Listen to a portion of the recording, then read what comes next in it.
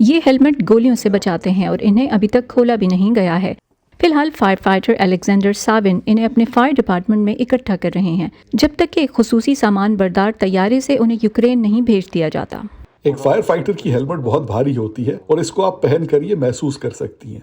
Alexander Sawan I T specialist ہیں اور رضاکارانہ طور پر آگ بجھانے والے شعبے سے منسلک ہیں۔ بیلسٹک ہیلمٹس، خون کے بہنے کو جلد روکنے کے لیے ٹورنیکٹس اور بلٹ پروف جیکٹیں یوکرین بھیجنے کے لیے یہ سب سامان عطیات سے خریدا گیا ہے۔ یوکرین کے شہر اوڈیسا سے تعلق رکھنے والے ساون کے 2 ساتھیوں مائیکل اور ٹیمور نے اپنی آن لائن پوسٹ میں بتایا کہ وہ یوکرین کی مدد کے لیے فنڈ اکٹھا کر رہے ہیں، پھر انہیں سینکڑوں پیغام آنے لگے۔ جب جنگ شروع ہوئی تو اگلے ہی دن اوڈیشہ میں میرے ایک سابق کلاس فیلو کی کال آئی۔ اس نے مجھے بتایا کہ وہ دفاعی سرگرمیوں میں حصہ لینے کے لیے نام لکھوانا چاہتا تھا، لیکن وہاں پہلے ہی بہت سے رضاکاروں کی وجہ سے ایسا نہ کر سکا، لیکن ان کے پاس ضروری ساز و سامان نہیں تھا۔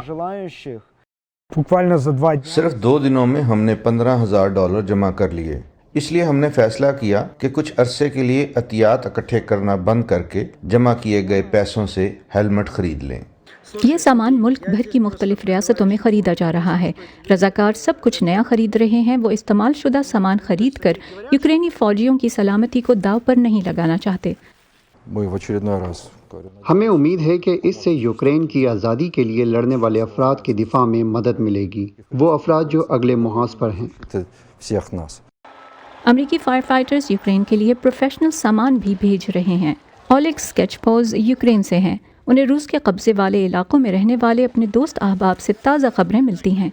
وہ کہتے ہیں کہ ان کے امریکی ساتھیوں نے یوکرینی فائر فائٹرز کو سامان بھیجنے کے ان کے خیال کی فوری تائید کی۔ ہمیں جارجیا، ٹینیسی، ورمانٹ، اوہایو، ورجینیا اور ویسٹ ورجینیا سے کالز آتی ہیں۔ بہت سے لوگ مدد کے لیے تیار ہیں۔ اسکیچ پوسٹ کے ساتھی یوکرین کے تباہ شدہ شہر اور قصبوں کی تصاویر دیکھ کر حیران تھے، لیکن ساتھ ہی یوکرینی فائر فائٹرز کی ہمت کے قدردان بھی، جو بعض اوقات گولہ باری میں بھی کام جاری رکھتے ہیں۔ ہم نے جو پیغام دیا تھا وہ ملک بھر میں پھیل رہا ہے۔ بہت سے ایسے محکمے ہم سے رابطہ کر رہے ہیں جو فائر فائٹنگ کا ساز و سامان یوکرین کو عطیہ کرنا چاہتے ہیں۔